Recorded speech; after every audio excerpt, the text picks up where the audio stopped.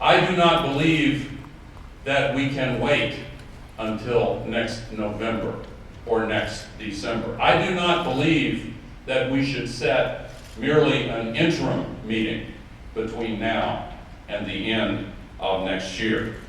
I do not believe it is wise to be oblivious to the inadvisability of meeting to allow the world community to obtain the information necessary to verify the progress of their intended mitigation measures, both supported and non-supported. But this issue of transparency should also be applied to the financial pledges from the developed countries. How long have developing nations been frustrated by the lack of transparency needed to verify the progress by developed countries in honoring their pledges of financial support? How many times have questions been raised about whether or not a new pledge is actually the repurposing of an old pledge? How many times has the same money been pledged 2, 3, and 4 times? We need transparency for developed countries, developing countries, and emerging economies.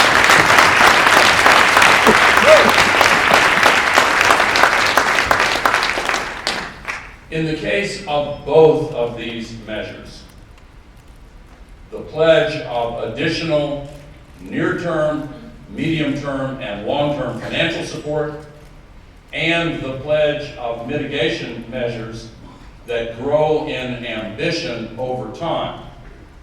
In both cases, there is a lack of confidence that the nations making the pledges will follow through on those pledges.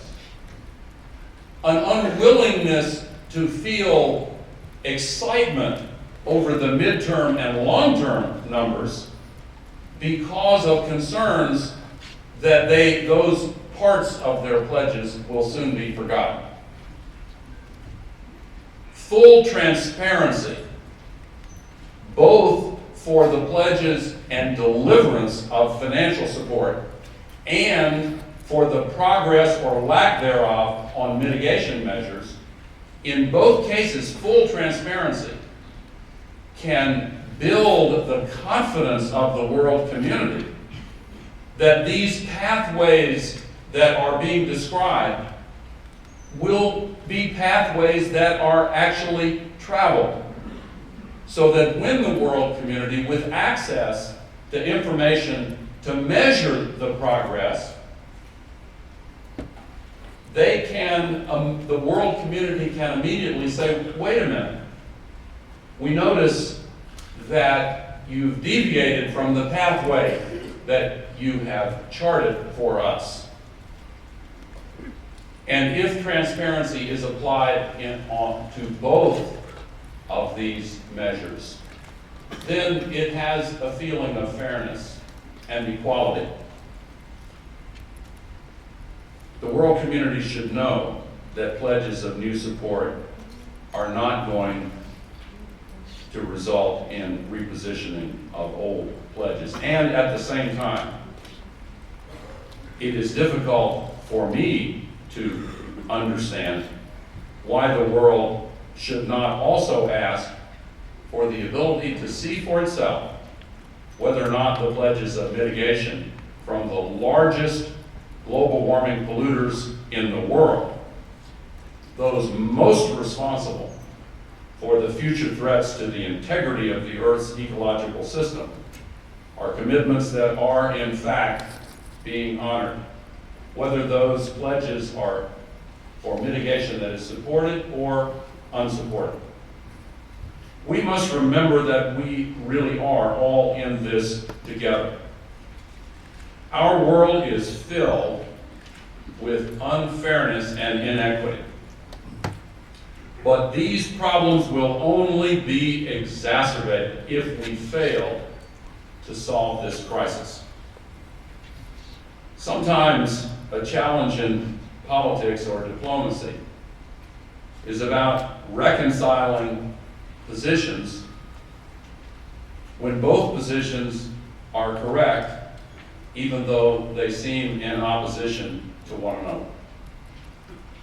We all understand that it is absolutely true that nations with much lower per capita incomes cannot share the same targets and burdens as those with higher incomes. No one is disputing that.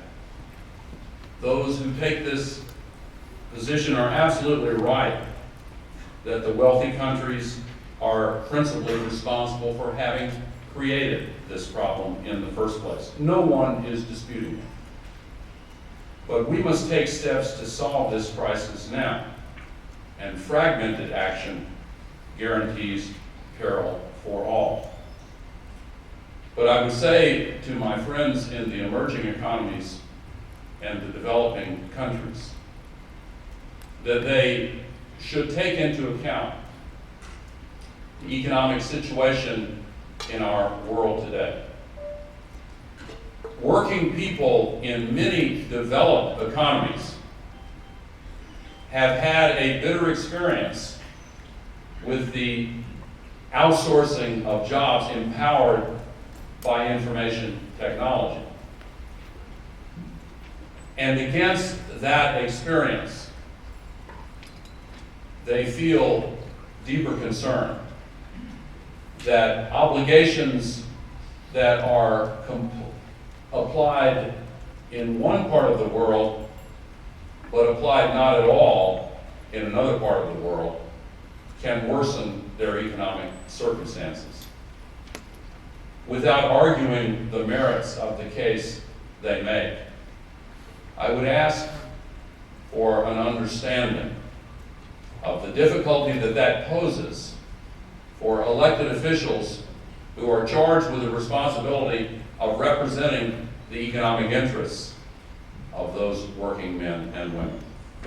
So, in finding a solution for these conflicts, mutual understanding is absolutely essential.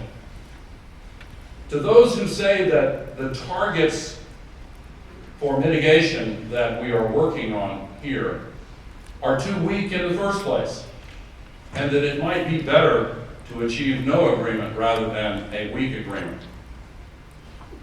I would respond that we should be cognizant of history in this area and remember that we have to walk before we can run. We have to create a foundation upon which we can build the support for transformative change. That is what the world community did back in 1985 in response to the emergence of the first crisis of the global atmosphere, when scientists warned us that the stratospheric ozone layer was being deteriorated. The Vienna Convention was held in response to that finding, and then the startling discovery of the catastrophic hole in the ozone layer above Antarctica led to the Montreal Protocol. And I remember well how it was bitterly criticized by many for having targets that were far too weak and did not come close to matching what the scientists told us was necessary. But only 3 years later, after businesses and governments gained experience in meeting those weak targets, as always, leaders in business and industry committed to doing the right thing raced out ahead and found that there were alternatives. And then they became advocates for steeper reductions and tougher targets. And in London, the targets were made tougher. And then only 2 years after that, here in Copenhagen, the targets were toughened sufficiently to actually solve that crisis. The international treaty process, in other words, expanded the limits of the possible by demonstrating that it was easier and cheaper to move forward than critics and opponents initially feared.